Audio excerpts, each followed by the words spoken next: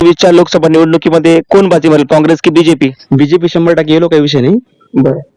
BJP चांगला म्हणजे वाईट पण केलं नाही ना, चांगलं वाईट काय केलं एवढं. ठीक आहे, शेतकरीचा विषय एवढं तेवढं मात्र चालू राहतं ना, प्रत्येक वेळेस थोडी काही काय लय असं. निर्यात मध्ये काय बस थोडी कुठं आता यंदा काही आला असेल प्रॉब्लेम एवढं तेवढं मरण, कारण की नुसता शेतकरीचा विचार नाही करता येणार ना, थोडं बाजूला पण एवढं तेवढं म्हणून. पण मग शेतकरी जरी म्हटलं तर आपण विचार त्यांचाच नाही, तर शेतकरी हा देशाचा अर्थव्यवस्थेचा कणा आहे आणि या देशातले जवळपास 65 ते 70% लोक हे शेती व्यवसाय करतात. मग शेतकऱ्यांचं का नाही असं म्हणतात तुम्ही? नाही नाही, शेतकरीचं बघायला पाहिलं, मी पण शेतकरी काही विषय नाही, पण तरी सुद्धा आता एवढं तेवढं चालूच राहतं, काही एवढं विषय नाही. आणि हा विषय राष्ट्रवादी काँग्रेसचं कोणतं एवढं काय केलं होतं बॉस म्हणतो मी. त्यांच्या काळात एकदम वाईट परिस्थिती होती, आता काही काय बरं आहे. सुरुवातीला आपण 4-5 रुपये कांदा आपण विकलंच आहे ना, सुरुवातीला 4-5 रुपये चांगले विकल्या, शेवटच्या वेळेस तेवढं 1000-1200 रुपये गेले, त्याच्यात वाईट काय एवढं असं म्हणतो मी. आता पण सध्या उन्हाळ्या कांद्याला भाव आहेच, बरोबर, त्याच्यामुळे वाईट काही एवढं विशेष नाहीये. बीजेपी 100% काही विषय नाही. भले भारतीय पवार काही बरोबर नाहीये, पण मोदीमुळे येऊन लागेल, काही विषय नाही. ओके, मीडियाकडून आलेलो आहोत आणि सध्या 2024 लोकसभा निवडणुकीचं रणधुमाळी सुरू आहे आणि अशा स्थितीमध्ये आपलं मत कोणाला, काँग्रेसला की बीजेपीला? कारण हे दोन पक्ष सध्या कॉम्पिटिशन मध्ये आहे. कमलचं फुल. कमळचं फुल. कमळाच्या फुलालाच का तुमचं मतदान असणार आहे? नरेंद्र मोदी बायांचा फायदा करू राहिला. महिलांचा फायदा होतोय नरेंद्र मोदी साहेबांकडून, म्हणून तुम्ही नरेंद्र मोदींनाच मत देणार? त्यामुळे आम्ही नरेंद्र मोदीला देणार आहे. सांगा. पण आता तुमचे विद्यमान खासदार जे आहेत भारती पवार, तर किती वेळेस तुमच्या गावात आतापर्यंत येऊन गेलेले त्या?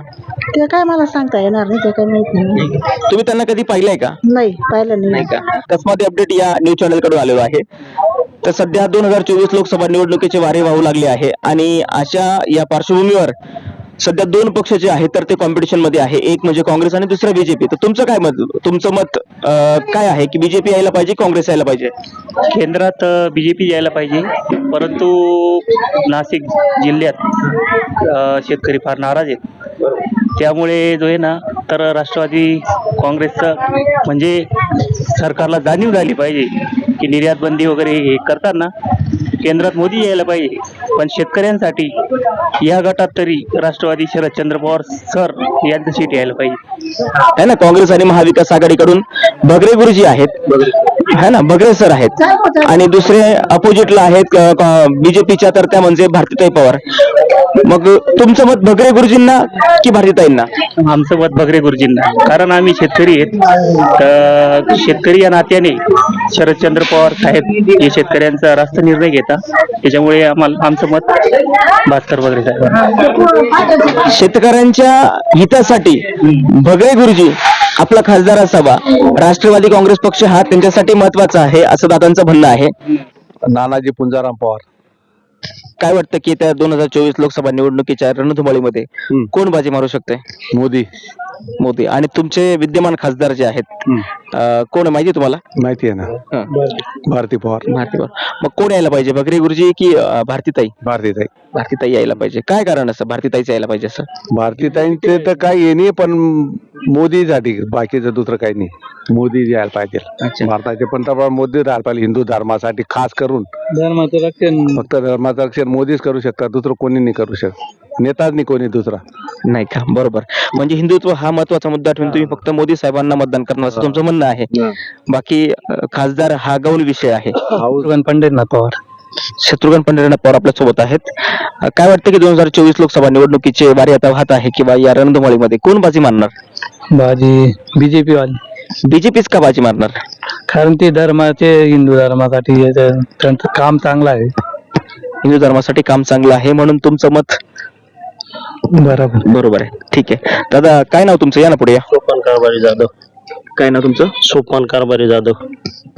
काय वाटतं तुम्हाला की त्या या लोकसभा निवडणुकीमध्ये तुमचा खासदार कोण असावा? भारतीताई पवार. भारतीताई पवार असावे. काय कारण भारतीताई पवारच का?